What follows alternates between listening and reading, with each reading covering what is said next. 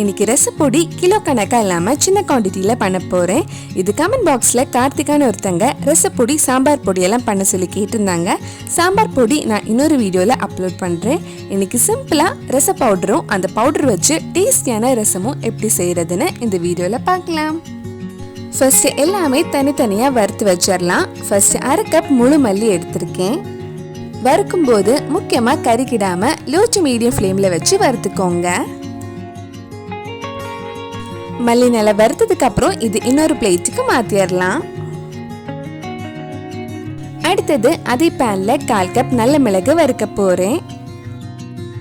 மல்லி மட்டும் தான் 1/2 கப் எடுக்கணும், மற்றதெல்லாம் 1/4 கப் அளவில் தான் எடுத்திருக்கேன். நல்ல மிளகு வறுத்ததுக்கு அப்புறம் நம்ம பிளேட்டுக்கு மாத்திரலாம். அடுத்தது 1/4 கப் ஜீரகம் வறுக்கலாம். பேன் ரொம்ப நேரம் அடுப்புல இருக்கிறனால ரொம்ப சூடா இருக்கும், அதனால கறிக்கிடாம லோ ஃப்ளேம்லயே வச்சு வறுக்கலாம். ஜீரகம் வறுத்தாச்சு. அடுத்தது 1/4 கப் துவரம் பருப்பு வறுக்க போறேன்.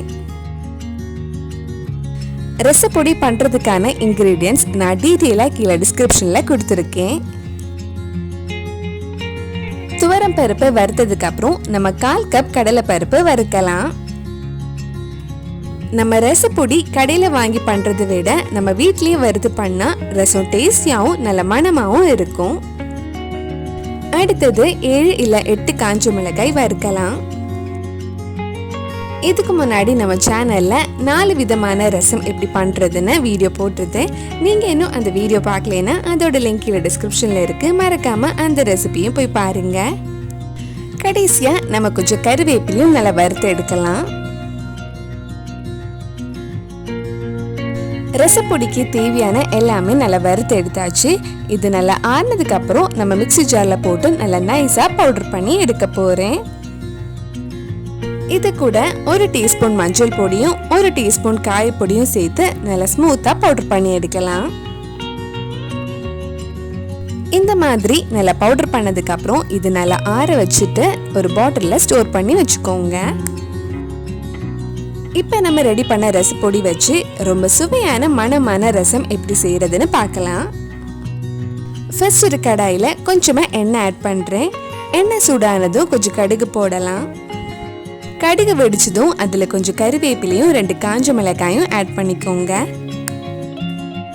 லைட்டா கொஞ்சம் வதக்குனதுக்கு அப்புறம் ஒரு 6 பல் பூண்டு இந்த மாதிரி நல்லா இடிச்சு நம்ம இது கூட சேர்த்துக்கலாம்.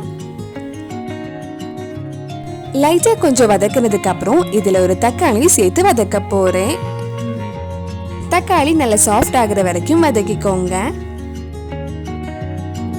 தக்காளி நல்லா வெந்து கொஞ்சம் சாஃப்ட் ஆனதும் இதுல தேவையான அளவு உப்பும் ஒரு பெரிய டேபிள் ஸ்பூன் ரசப்பொடியும் ஆட் பண்ணலாம்.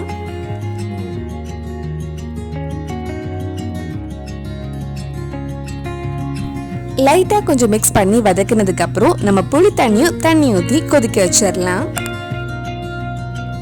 2 கப் தண்ணியில ஒரு நெல்லிக்காய் சைஸ் புளி கொஞ்ச நேரம் ஊற வச்சிருந்தேன். அது இப்ப கரைச்சு ஊத்தலாம். இது கூட 1 கப் தண்ணியும் ஆட் பண்றேன்.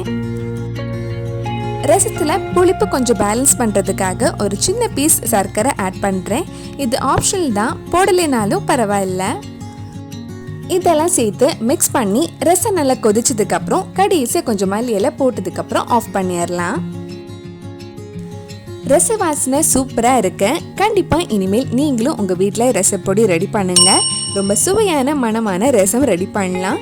இந்த வீடியோ உங்களுக்கு பிடிச்சிருந்தா லைக் பண்ணுங்க, உங்க ஃப்ரெண்ட்ஸ் அண்ட் ஃபேமிலிக்கு ஷேர் பண்ணுங்க. வேற நல்ல ரெசிபி நம்ம சேனல்ல ட்ரை பண்ணலான்னு கீழே காமெண்ட் பாக்ஸ்ல சொல்லுங்க. நீங்க இன்னும் என்னோட சேனலை சப்ஸ்கிரைப் பண்ணலைன்னா மறக்காம சேனலையும் சப்ஸ்கிரைப் பண்ணுங்க. கூடவே அந்த பெல் ஐக்கனையும் பிரஸ் பண்ணா நான் புது வீடியோ போட்ட உடனே உங்க போனுக்கு நோட்டிபிகேஷன் வந்துடும்.